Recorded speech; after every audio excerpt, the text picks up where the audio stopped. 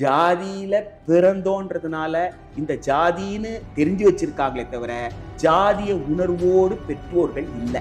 இத்தகைய சட்டத்திற்கு புறம்பாக செயல்படக்கூடியவன் என்ன செய்யறான்னு கேட்டா, தன்னை அரசு அல்லது சட்டம் நெருங்காமல் இருப்பதற்கு கேடயமாக ஜாதியை பயன்படுத்தும். டேய், நாமெல்லாம் அடி வாங்குற ஜாதி இல்லடா, அடிக்கிற ஜாதிடான்னு சொல்லி தர்றான். அப்ப நீங்க உண்மையிலே என்ன செய்யணும்னு நினைச்சா, இந்த இத்தகைய சமூக விரோத கூட்டத்திலிருந்து அந்த ஜாதியை சார்ந்த மக்களை காப்பாற்றுகின்ற பொறுப்பு அரசுக்கு இருக்கிறது. பள்ளிகளில் சாதி, நீங்க நிறைய பள்ளிக்கூடங்களுக்கு போயிட்டு டைரக்டா மாணவர்கள்கிட்டே போயிட்டு சாதி ஒழிப்பை பத்தி பேசுறீங்க வைக்கிறீங்க. ஆனா சமூகத்துல இருக்கக்கூடிய இன்ஃப்ளூயன்ஸால தான் பள்ளிகள்ல சாதி வருது. இதை எப்படி மாணவர்களுக்கு புரிய வைக்கிறீங்க? முதல்ல ஜாதி உணர்வு, ஜாதியில இருப்பது வேற, ஜாதி உணர்வோடு இருப்பது வேற. ஏதோ ஒரு ஜாதியில எல்லாரும் இருக்கிறாங்க. இந்திய சமூகத்துல பொது சமூகம்னு ஒரு சொல்லாடல் இருக்கு. பொது சமூகம்னு ஒண்ணு இருக்கா? இல்ல. சில பேரை பார்த்து என்ன சொல்றோம், அவங்களெல்லாம் பொது சமூகத்துக்கு கொண்டு வரணும்னு பேசுறோம். பொது சமூகம்னு இருந்தா தானே கொண்டு வர்றதுக்கு. இங்கதான் ஜாதியா தானே இருக்கு. அவன் ஒரு ஜாதியும் ஒரு ஜாதியும் ஒரு ஜாதியும் ஜாதி ஜாதியா கூறு போட்டு தானே வச்சிருக்கோம். அப்புறம் எங்க இருந்து பொது சமூகம்னு இருக்கு? பொது சமூகம்னு ஒண்ணு கிடையாது. எல்லாருக்கும் ஒரு முத்திரை குத்தி வச்சிருக்கிறீங்க. அப்படின்னா எல்லாரும் ஒரு ஜாதியில பிறந்திருக்கிறாங்க. இப்போ அந்த ஜாதிய உணர்வோடு தான் எல்லாரும் இருக்கிறாங்களான்னு கேட்டா, நான் போய் பார்த்துட்டு வந்த வரைக்கும் ஜாதியில பிறந்தோன்றதுனால இந்த ஜாதின்னு தெரிஞ்சு வச்சிருக்காங்களே தவிர ஜாதிய உணர்வோடு பெற்றோர்கள் இல்லை. இது ரெண்டையும் வித்தியாசப்படுத்தி பார்க்கணும். ஆனால் இந்த மக்களை ஜாதிக்குள்ள இருக்க வைக்கிறதுக்கு ஒரு சூழ்ச்சி ஒரு கிராமத்திலே நடக்கு. அந்த சூழ்ச்சியை கிராமத்தில் செய்வதற்கான செயல் திட்டத்தை உருவாக்குற இடமா நகரங்கள் இருக்கு. எப்படி கம்ப்யூட்டர் கண்டுபிடிச்சதுக்கு அப்புறம் முதல் பயன்பாடு எதுக்கு வந்ததுன்னு கேட்டா, கம்ப்யூட்டர் ஜாதகம் தயார் பண்றதுக்கு தான் வந்துச்சு.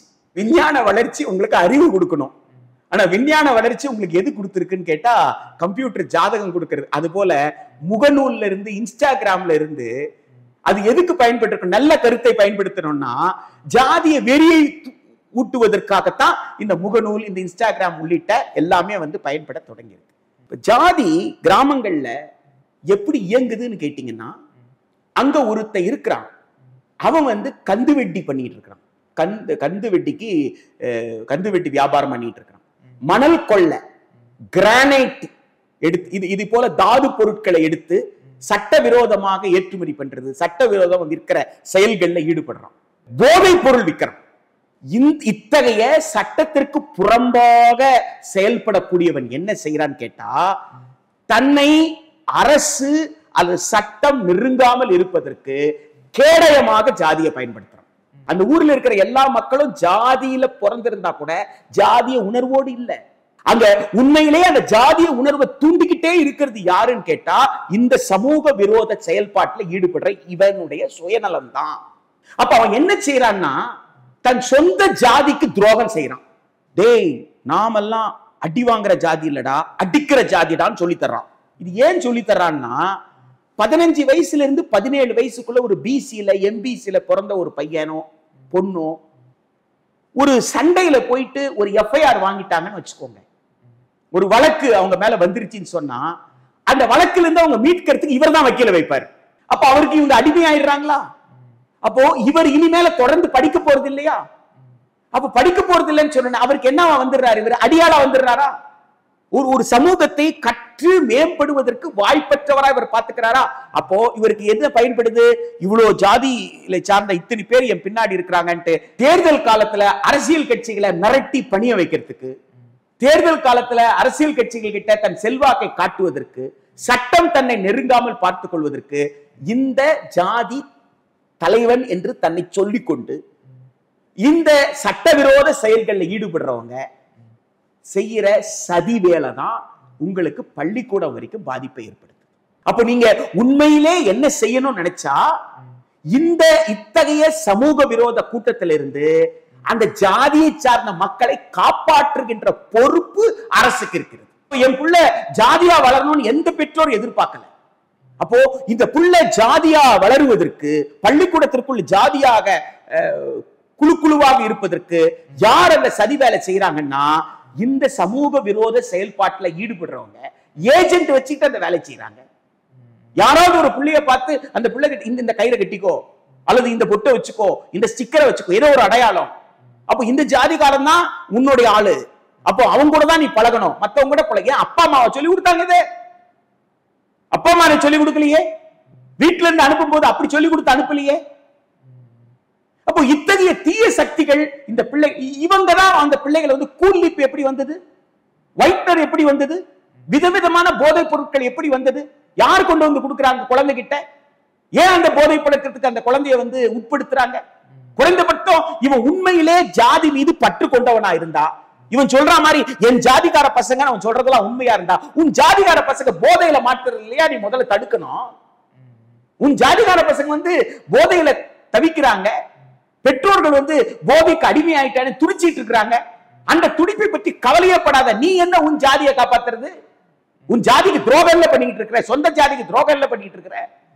அப்ப இந்த மக்களை காப்பாற்ற வேண்டிய, என்ன நம்பி என் பள்ளியை நம்பி குழந்தைய அனுப்பிட்டாங்களே, இந்த குழந்தை போதைப் பொருளுக்கு அடிமையாக கூடாது, இந்த குழந்தை வந்து ஜாதிக்கு அடிமையாக கூடாது, மதத்துக்கு அடிமையாக கூடாது என்று பார்த்து கொள்ள வேண்டிய கடமை யாருக்கு இருக்கு? அரசுக்கு தானே இருக்கு, பள்ளிக்கு தானே இருக்கு. அந்த கடமையை நாம் உணரவே இல்லையே. நீங்க அறிவியல் சூத்திரத்தை தான் நீங்க கத்துக் கொடுத்தீங்களே தவிர அறிவியல் மனப்பான்மையை கத்துக் கொடுக்க தவறிட்டீங்க. சயின்டிபிக் வே ஆஃப் லைஃப் இருக்குல்ல, அறிவியல் பூர்வமான வாழ்க்கை வாழ்வதற்கு ஒரு குழந்தையை கற்றுக் கொடுக்கல, தவறிட்டோம். அந்த தோல்விதான் இந்த ஜாதிய வன்மம். அப்ப அரசு அந்த தோல்வியை ஒப்புக்கொள்ளணும். ஒப்புக்கொண்டு இனியாவது பாடத்திட்டத்தின் வாயிலாக ஜாதி ஒழிப்புக்கான ஒரு செயல் திட்டத்தை கொண்டு வரணும். ஜாதி ஒழிப்புக்கான ஒரு செயல் திட்டம் பாடத்திட்டத்திற்குள்ள வந்தா சகோதர மனப்பான்மையை உணர்வார்கள். சகோதர மனப்பான்மை வளர்ந்துருச்சுன்னு சொன்னா வெளியில் இருக்கிற எந்த சக்தி தூண்டி விட்டாலும் இந்த குழந்தை நான் ஸ்டூடெண்ட் சொல்லுவான். ஸ்டூடெண்ட் என்கிட்ட இதெல்லாம் பேசாத.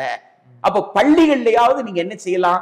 ஜாதிய வன்மம் இல்லாத பள்ளிகள். அப்ப ஜாதிய வன்மம் இல்லாத ஒரு பள்ளிகளை சகோதரத்தோடு வாழ்வதற்கு வளருவதற்கு ஒரு குழந்தைக்கு வாய்ப்பை நீங்க உருவாக்கி கொடுத்துட்டா உயர்கல்விக்கு வரும் பொழுது அவன் அப்படித்தான் இருப்பான், ஒரு சிறந்த மணி. இதுதான் கல்வியினுடைய வேலை. அதான் நான் சொன்னேன், மனிதர்களுக்கு உண்டான பண்புகள் இருக்குன்னு சொன்னா அதில் சிறந்த பண்புகளை உருவாக்கி தருவதுதான் கல்வியின் நோக்கமாக இருக்க முடியும். அரசமைப்பு சட்டம் முன்வைக்கும் விழுமியங்களுக்கு சமமான விழுமியங்களை கொண்டவர்களாக மனிதர்களை வளரச் செய்வதுதான் ஒரு கல்வியின் நோக்கமாக இருக்க வேண்டும். அத்தகைய நோக்கத்தை பள்ளி கல்வி இனி வருங்காலத்திலாவது ஒரு செயல் திட்டத்தின் மூலமாக வகுப்பறை செயல்பாட்டுக்குள்ள கொண்டு வரும்னு சொன்னா நிச்சயமாக ஜாதிய வன்மம் இல்லாத, ஜாதி ஒழிப்பை பற்றி புரிந்து கொண்ட ஒரு சமத்துவமான சமூகத்தை படைக்கக்கூடிய ஒரு தலைமுறையை நம்மால் நிச்சயம் உருவாக்க